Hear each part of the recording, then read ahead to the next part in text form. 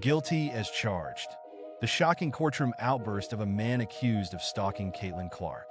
The courtroom erupted in chaos on Tuesday as Michael Lewis Jr., the man accused of stalking basketball sensation Caitlin Clark, delivered a jaw-dropping performance that left both the judge and onlookers stunned. From the moment he entered the room, clad in the infamous orange jumpsuit and shackled at the wrists, it was clear that this would be no ordinary hearing. And then came the words that turned the entire proceeding on its head. Guilty is charged. Yes, just as you heard. It wasn't a plea. It wasn't a confession. It was a declaration, delivered with chilling nonchalance and an air of defiance that immediately sent shockwaves through the courtroom. For those present, it felt less like a legal hearing and more like a surreal spectacle. A bizarre blend of bravado and instability that raised urgent questions.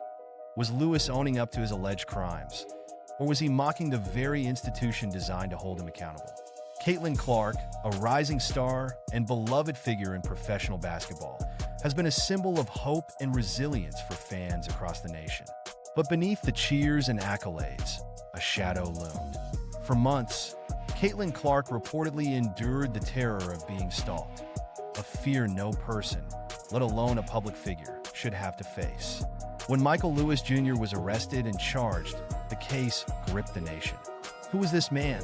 What motivated his alleged obsession? And more disturbingly, why did he choose this particular court appearance to unravel so publicly? From the moment Lewis entered the courtroom, shackled and clad in an orange jumpsuit, it was clear that this was no ordinary hearing. His presence was magnetic in a deeply unsettling way. Before Judge Angela Davis could even proceed with the formalities, Lewis leaned back in his chair and declared loudly, "Guilty as charged." The room froze. For a moment, even the seasoned judge seemed taken aback. Was this a confession, a mockery of the legal process, or something more calculated, an attempt to take control of the narrative?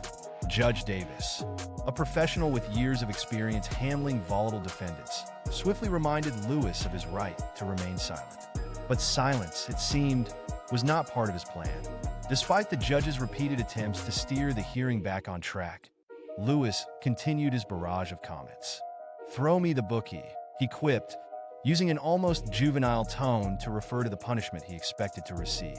The courtroom, filled with reporters, legal professionals, and curious spectators, buzzed with confusion and intrigue. Was Lewis deliberately mocking the court, or was he mentally unwell? The line between defiance and delusion blurred as the hearing progressed. As Judge Davis reviewed the $50,000 bond surety attached to Lewis's case, the defendant once again interrupted, declaring that bond was unnecessary.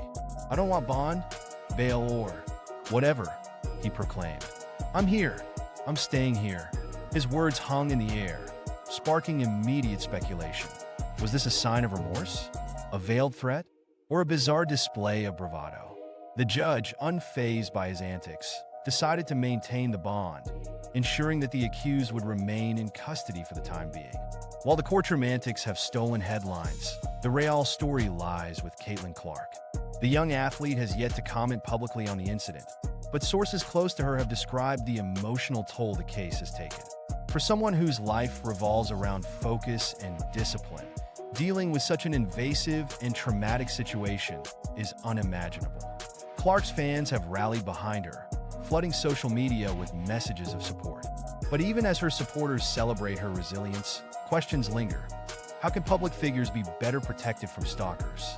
What changes are needed in the legal system to address the unique challenges of cases like these? What do you think? Comment and subscribe for more news of WNBA.